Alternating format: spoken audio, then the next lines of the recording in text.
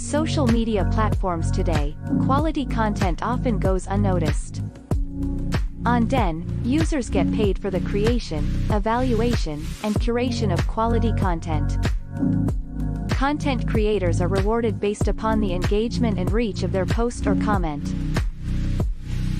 Content evaluators are rewarded based upon the speed and results of their predictions about which content will trend or go viral. Community owners are rewarded based on engagement within their community. On Den, quality content pays.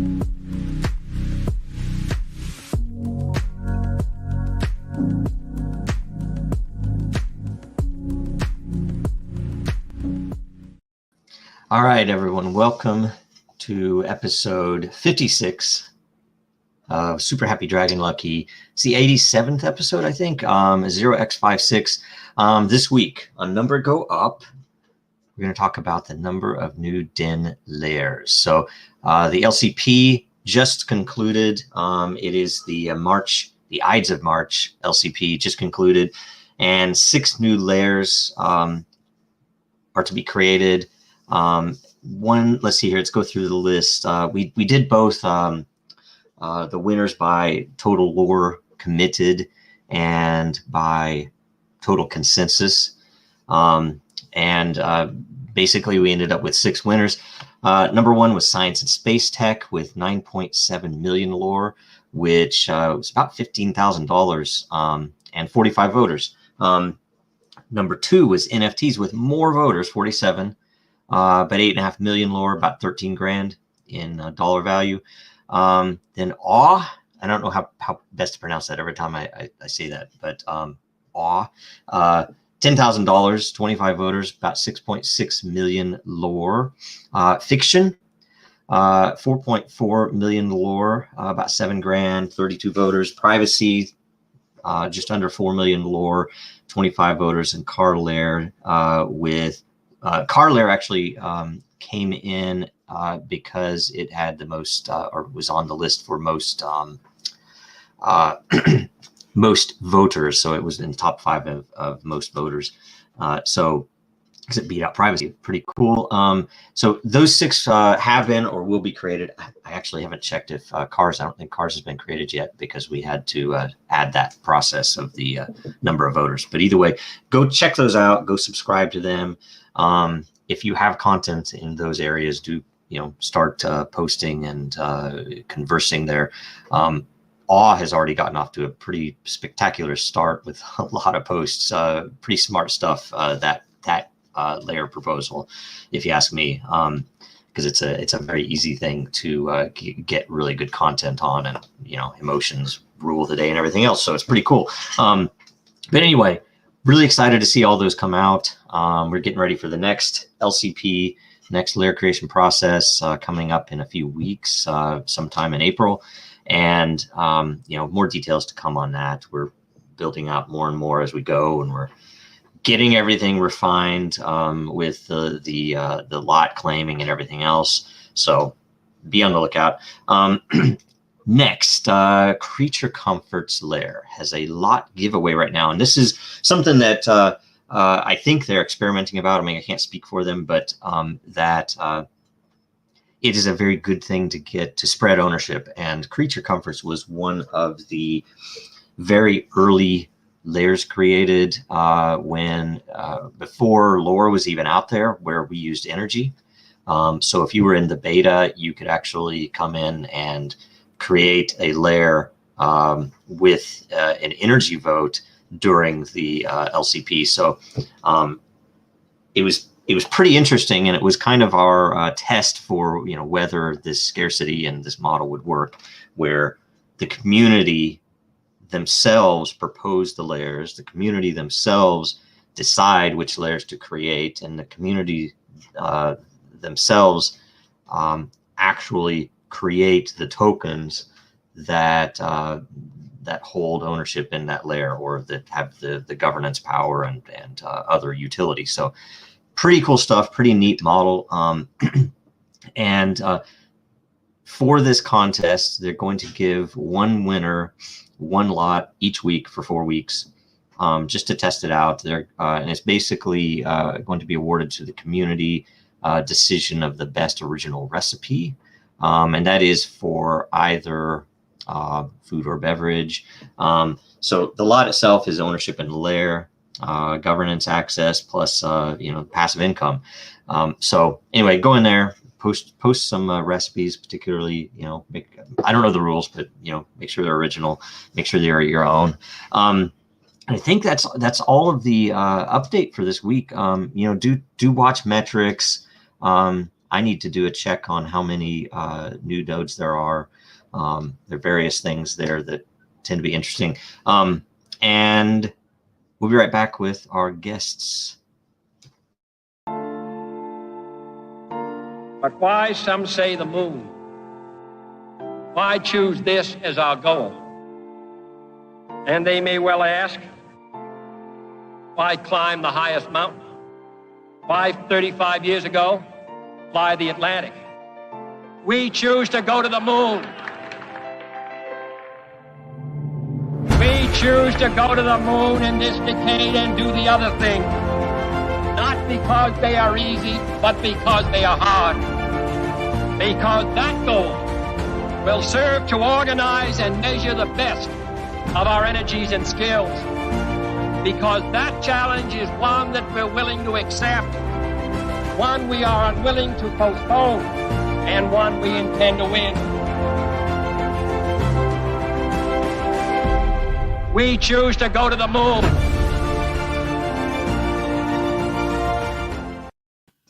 All right. Please welcome our guest, Real Orrin. We are waiting on Ross Davis. He's running late, so he might pop in at some point in the next few minutes, hopefully. So, Orrin, our favorite cyborg musician and artist from the future. Hello. How's it going today? Good, thank you. We are tuning in, excited to speak on the show. Thank you for having us, Joe. Always. You are one of our favorite guests, obviously. So thank you. The feeling is mutual. Excellent. Okay, so how's your 2021 been? It's been good.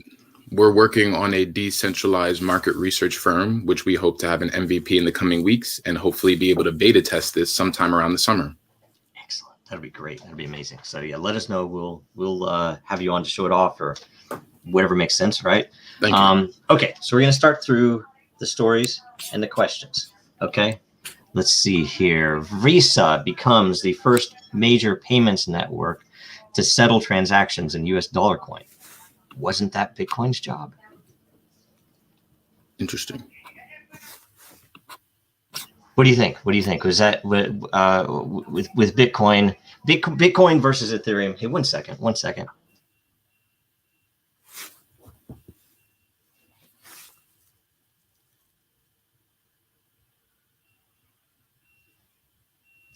Sorry, guys, I had something going on there. So Bitcoin versus Ethereum.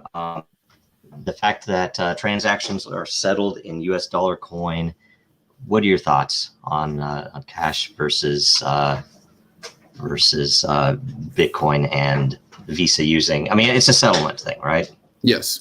Well, again, USDC is a stable coin, so it makes sense that they would want to use something that's not going to be fluctuating in value to settle payments. But yes. Yes. And Ross is here. So Ross is the editor-in-chief, Global Crypto Press Association. Hello. We just got started, and I had something. So okay, cool. A little better. So Visa is going to use US dollar coin for settlement. What are your thoughts? I mean, on its actual use and the reaction to it? I've kind of passed the point where I get surprised when I hear about a mainstream company. Visa already kind of accepted cryptocurrency. They were really the first one to offer exchanges that wanted to have a debit card. It was always Visa for the last few years for a reason. So they've always kind of been down. So this, I think, is almost a smaller move than things we've seen them do in the past. Yeah. Natural progression. This is just natural evolution, I think. Yeah, I agree. Okay. Next up, LBRY versus SEC. What are your thoughts on this? It just came out, or like, at least I just saw info on it yesterday. And I love LBRY. I love most of the decentralized video platforms. Some are better than others, of course, but it's a very interesting thing that they're going after LBRY. Now, I've not looked at the entire case, but we would like people to go and sign the petition because it does affect the entire industry. And we'll have that in the comments or the description somewhere, the link. But what are your thoughts on the regulators coming after LBRY and its the reasonings in competition? Orrin. Well, again, LBRY has been negotiating and litigating for the past 3 years, so it seems like this could sort of be an intimidation factor. Again, cryptocurrencies aims to disrupt a lot of current industries, and so it seems these industries might be getting together to go ahead and make a statement to say that they are still apprehensive about cryptocurrencies and putting the fire on LBRY to demonstrate to anybody else getting to the space that they'll have to deal with such problems if they want to pursue. Right. And Ross, what do you think in the U.S.? I'm also someone who saw the headlines yesterday and didn't really read in depth what the SEC's case is on this. Do you know how initially they introduced their token? Was there an ICO? No ICO. They sold $11 million worth of tokens to raise money. Yeah, it's as if maybe, and I don't know if there was a pre-mine. I don't know if they developed these tokens and then they just sold them as anyone else would. I know there was $11 million worth as an upfront sale. Yes. Yeah. Man, and it's bad news for them. I really feel like, the one thing that I find real interesting, and I think that they should pull the same thing the Ripple guys are pulling. They should be doing a freedom of information request for the SEC to find out what basis you don't consider Ethereum a security. Because for some reason, they don't consider Ethereum a security, and no one can explain why, even them.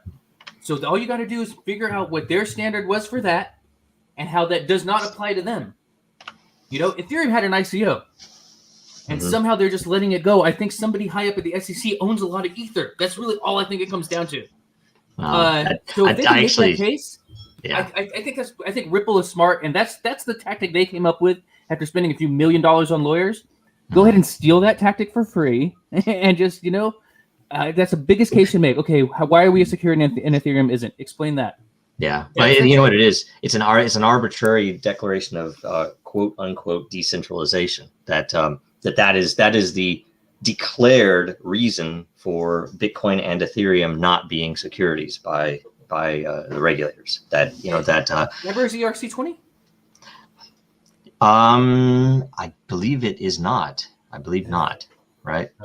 Dang, I would think that's probably good news for every ERC-20 too, because then you could say, "Hey, we're on a blockchain you're already cleared." But they're their own blockchain. Yeah, I believe so. Now, I believe so, but I don't know. So I hate to. I have an account there. I've never actually withdrawn to another wallet though. Yeah. I think I even have some LBRY coin or LBC or whatever it is. But from the old days, right? But in the end, I've had that question for a long time as well. That if you can be decentralized enough, and what it is, it really is a factor of at least logically. I've not done a FOIA on any of this myself, but that if it's pretty obvious when they came out and said, "Oh, we're not going to go after Bitcoin or Ethereum." They might have been, if you remember, they said they might have been a security at the beginning, but they are no longer because they are decentralized. Is that saying they cross a certain threshold of miners then? They didn't say how they define decentralized enough, right? Just that it is decentralized. So it's a question really of, we can't stop them. The cat's out of the bag on those two. We can't stop them. All the rest of you guys are screwed because you didn't act fast enough, right? That's what it amounted to. But in the end, I think even some of the well, I'm not a lawyer, right? So I don't want to go too far into it. But anyway, it's frustrating. And, living, what we've lived through, I feel for them. I don't know the details of the case or anything else, obviously, but, hope What's the strange, best. even the for them. lawyers don't really have an answer too, because we're dealing with all these things where they are setting the precedent, you know? Yeah, you know what the lawyers. I mean, the lawyers' answer is literally, and it's self-interest, right? But literally, is and if you've dealt with it, they foment fear as much as they can. So they stoke the fear. They pull the money. The crypto projects pay, and it's a delaying tactic all across the board. You know, and that's how government works. That's how all of that stuff works in the real world. So anyway, hopefully, and that's the thing, that what we look at, they are a particularly valuable utility, as are their competitors in the crypto space, that to have a blockchain-based video platform that allows, that handles some of the decentralization, anti-censorship features that are needed. And it's frankly, after 2020, it's an obvious thing that's needed. Right? So how do you do it? It's like, you have to have somebody to report people to in that network. So anyway, interesting stuff. Next up, Iowa House approves a bill to legally recognize smart contracts. So a question for you guys, and this is, isn't which way Iowa will go or how valuable this bill will be, but because it's not law yet anyway. But the question is the future, because and this actually even comes upon both the question of regulators and the question of contracts and law itself. That if you're talking about legal recognition of smart contracts, what are your guys? It's not necessarily predictions, because I know, like I said, Lauren, I know you don't do that, but thoughts about what should happen, or what the most valuable outcome would be for the legality of smart contracts. So that if I could literally make an agreement with other parties that was based in smart contracts instead of English/legalese, right? That I could have a more predictable legal outcome that wouldn't be some interpretation by the other party, one by a judge, number two, so on and so on. This is the state of things, and I'm sorry to interrupt. Is anyone else's connection breaking up a little bit? Ours is as well. Okay, Yes. okay. Yeah, like the last 10 seconds of you, I lost, Joe. Okay. What do you think about the legal use of blockchain? That is, if we were to start the I'll blame it on me. But you sound great now. One way or another, to actually use blockchain as a way to better handle legal arrangements, right?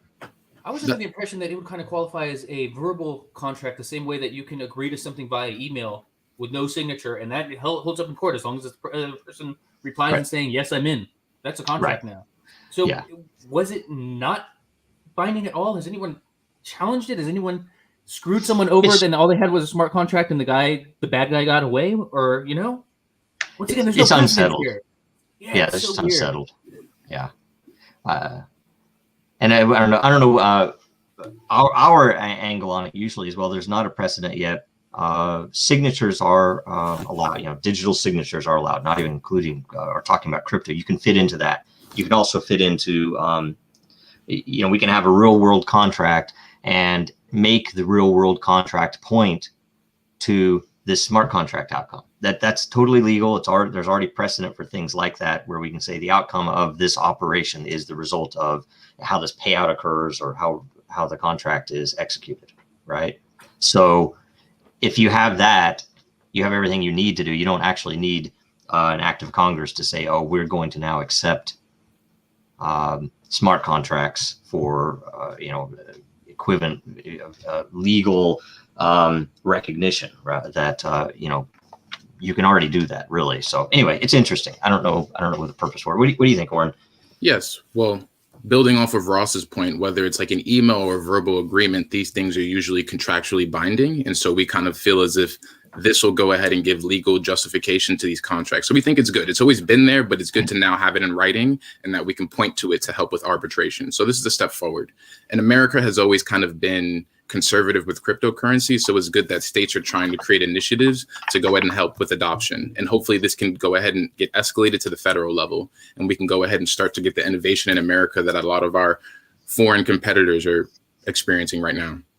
Excellent. Okay, I agree. And hopefully, I mean, in time it'll happen because it's pretty much destined to happen. That the tech will take over. It just depends on how it infiltrates. And that's why I know we have a lot of things in the works where you don't have to know that the blockchain's running, but it is the basis of the system state. So it works everywhere. Okay, next up. Miami mayor wants city to become the Bitcoin mining hub.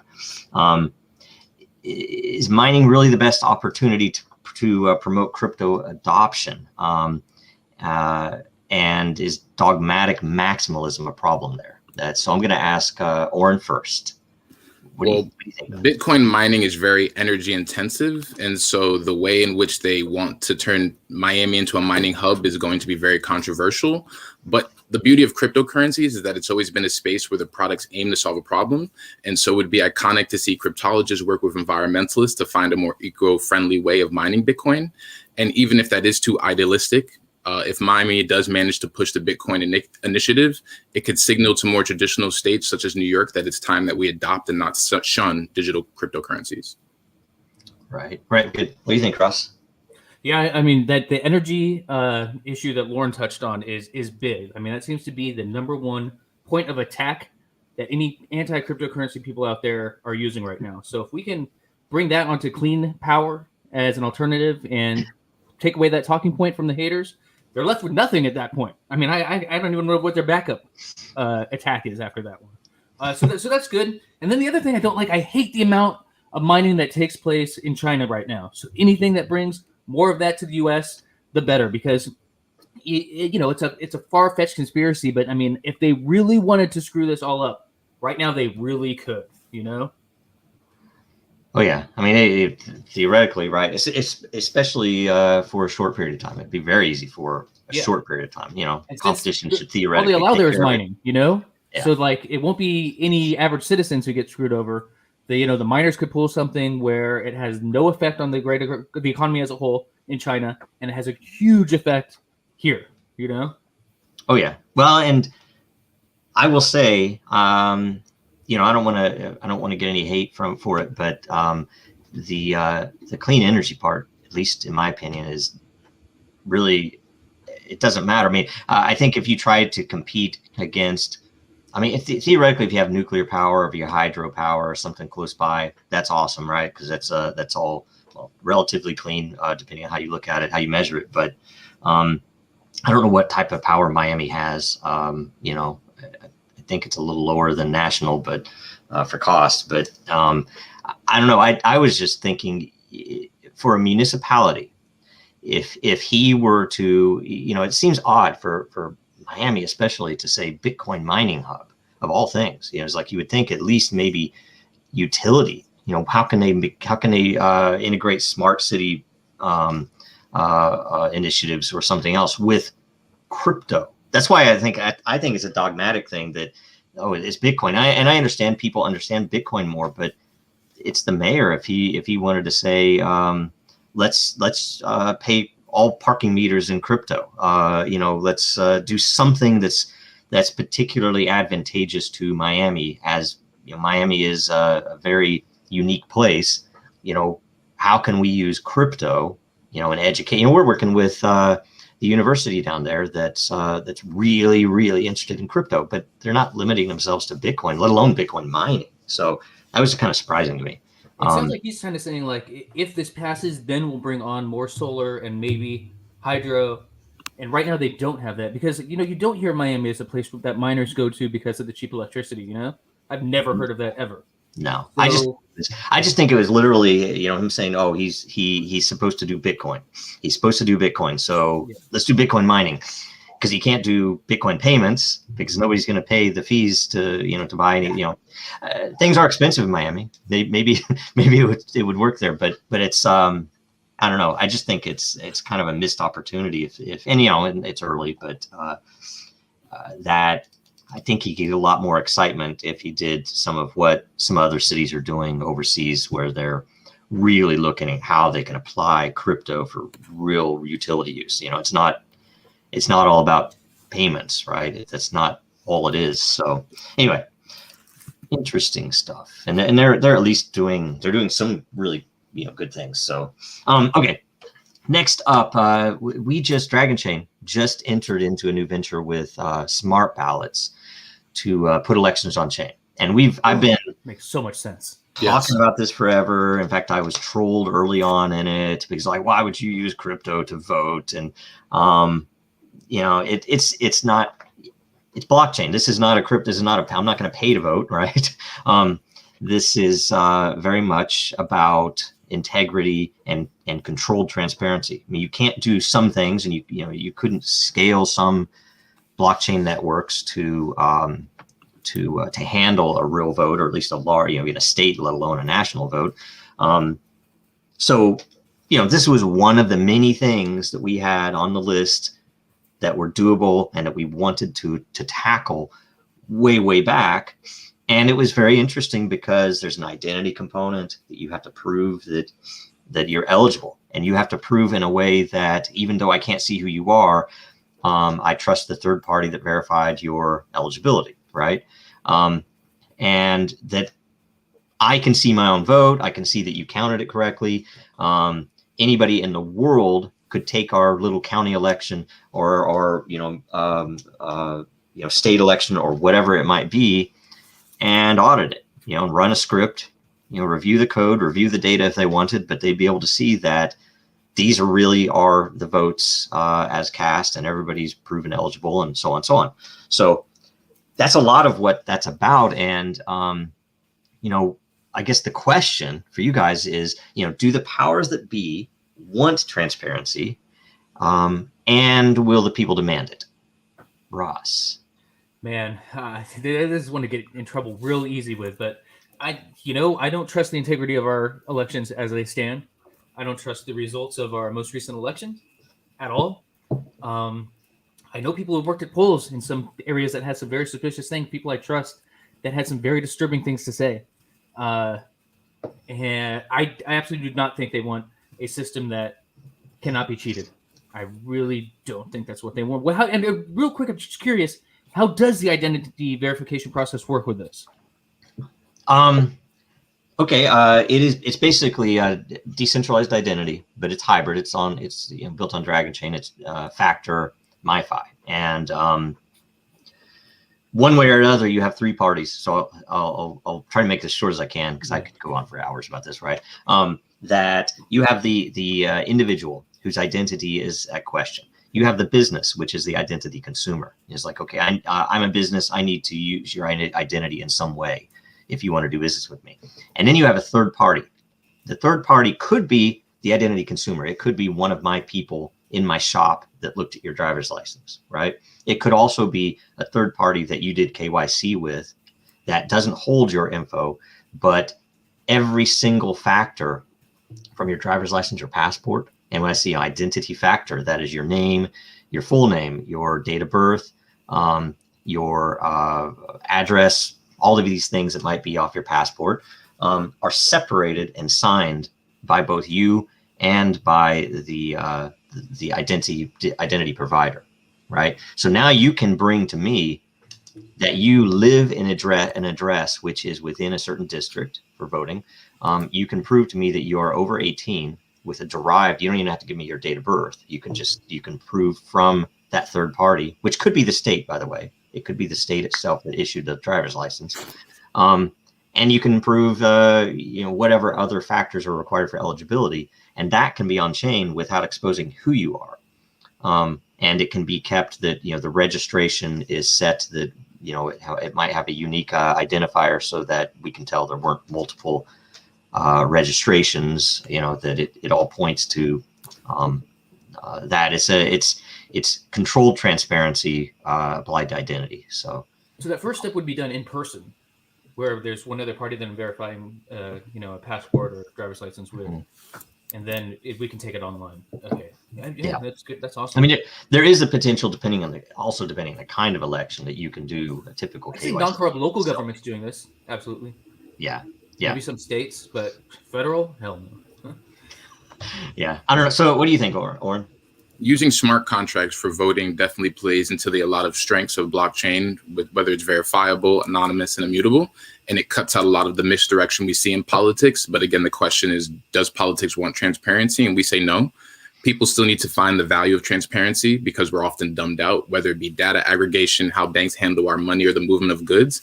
Many industries are ripe for disruption, and we just need that perfect timing. And as more and more mainstream publications talk about crypto, hopefully people see the value and hope to integrate these things to go ahead and create a more verifiable world. Yeah, it's all about positioning in the end. Like if we can at least say, okay, this is here if you want it. I mean, I know we've I was on a call with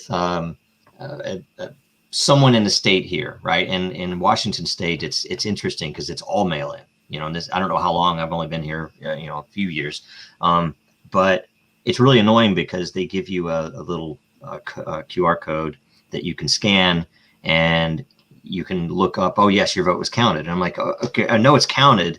Did you count it the way I actually cast it is the question. And there's no way for me to know that. And it's almost like it's a magician's trick to let everybody think that, oh, okay, the computer's telling me that they counted it, so I'm good. You never know. And when we asked, it wasn't just us, there were a couple of other blockchain companies on the call, asked, they were asking what are things that the state could do with crypto, to show adoption, to experiment, to improve things, right? And there were a lot of simple things, but most of them were just words. I mean, most of it was kind of meaningless stuff. The one that was brought up was voting. We know, and this is before the 2020 election, we know that this is needed, and we know that this could be done. Even if, like we said, if it was some county elections or some municipalities, just to show that it can be done. And it was a total no-go. There was no way that was going to pass. We were told, no, there's no way, forget about it, do something else, basically do something meaningless. So it was really interesting. So, and that's the state of things. And you have to, I'm a tinfoil hat guy.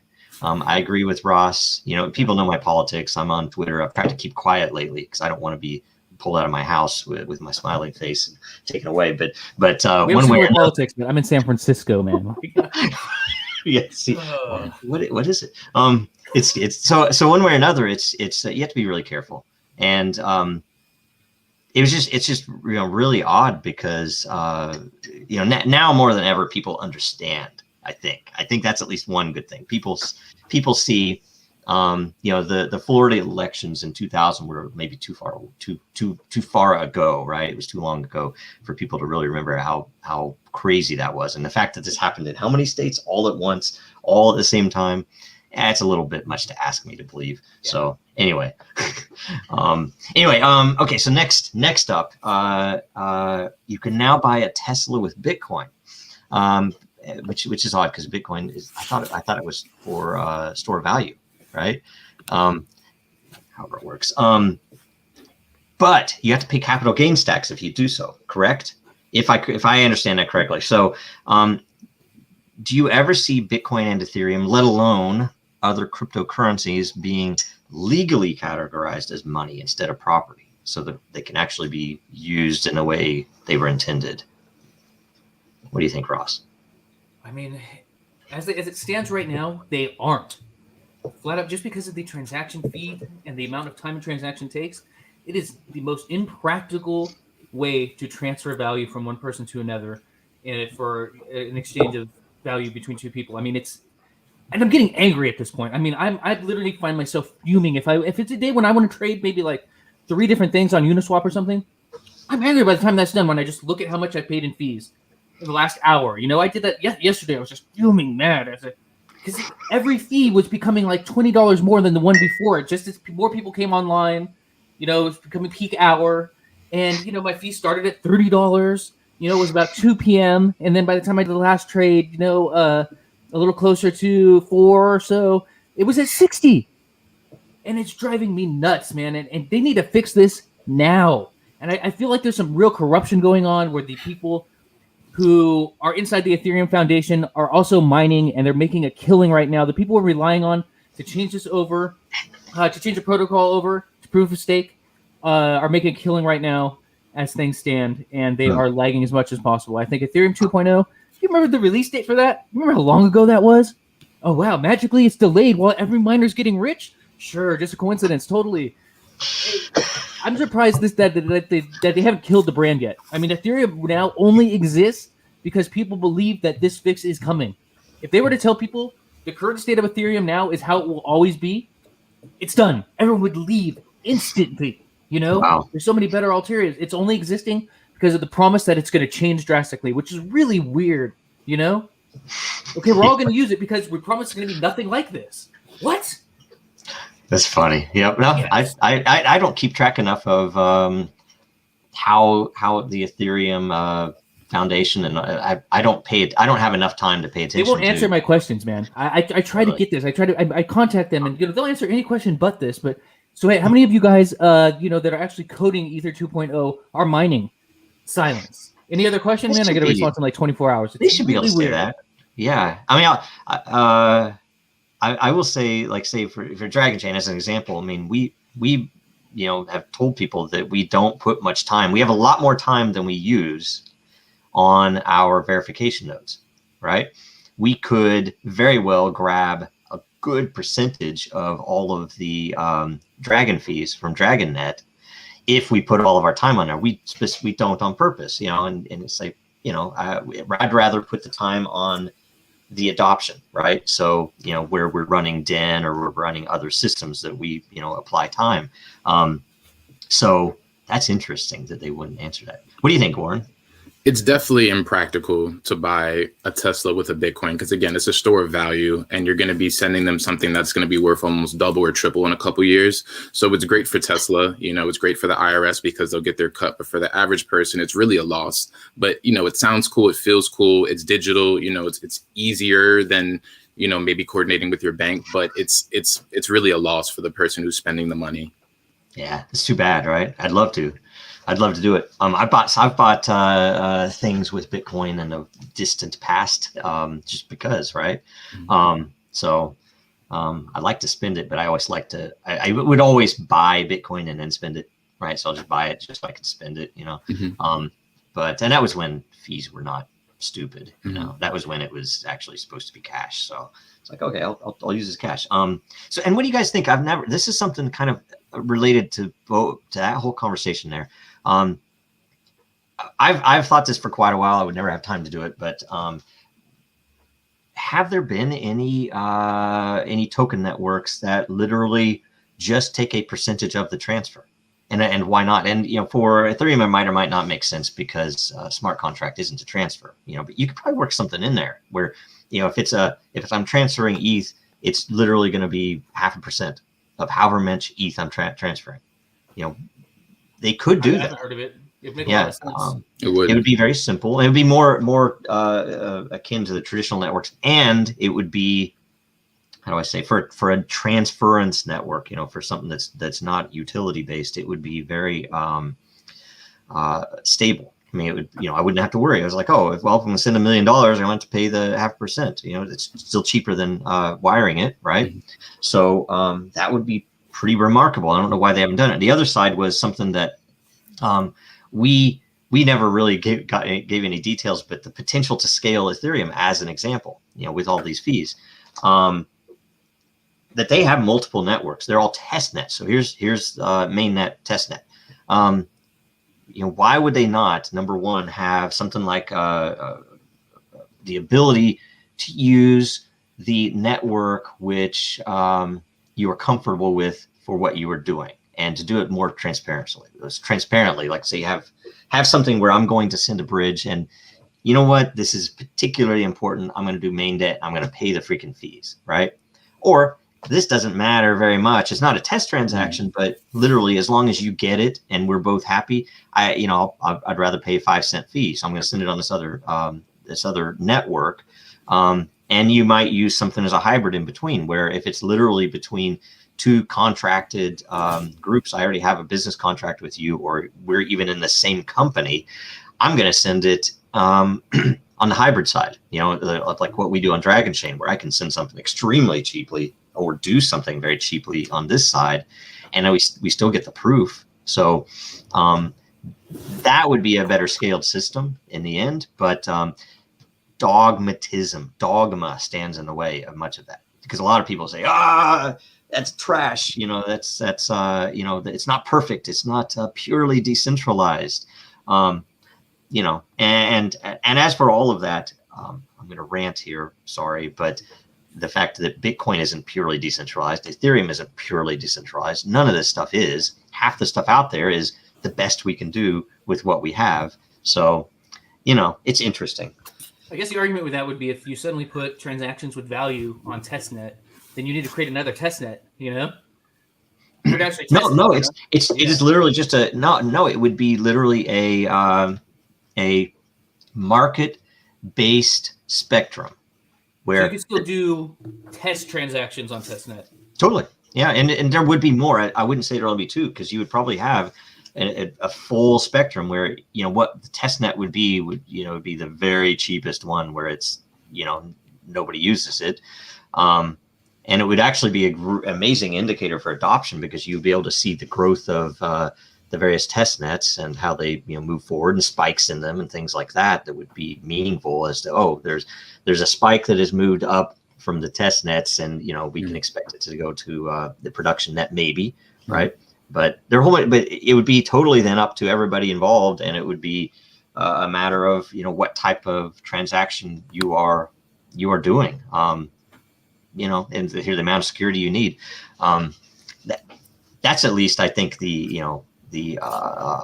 how, in the end, that's kind of how I see the actual world of all of these tokens that are just very disconnected. That it already is that if you want to, you can already use Ethereum Classic instead of Ethereum, and you pretty much get all of the same features and everything else. But it's, you stand to possibly get in the middle of an attack on the network, right? Depends on what you're doing. So, I don't know. It's very interesting to me, stepping back and looking at it. So that was the last question. Sorry for all of the hiccups. Hopefully I've not been choppy. You've been clear for like the last 20 minutes. Yes, it's been great. That was rough at the beginning. Sorry about that. We'll edit it out.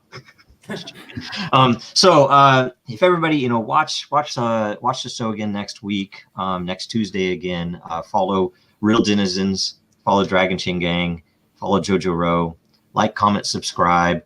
I should ask you guys, where can we follow you? Where can everybody watch for what's coming up next? Because I know you guys have things going on. Orrin. Well, again, we're Orrin, a collective conscious and cyborg. You guys can watch our first crypto episode about Bitcoin and the anonymous founder, Satoshi Nakamoto, which will release on our YouTube next Friday. Thank you. Excellent. And I'm globalcryptopress.com, Twitter, The Crypto Press. Excellent.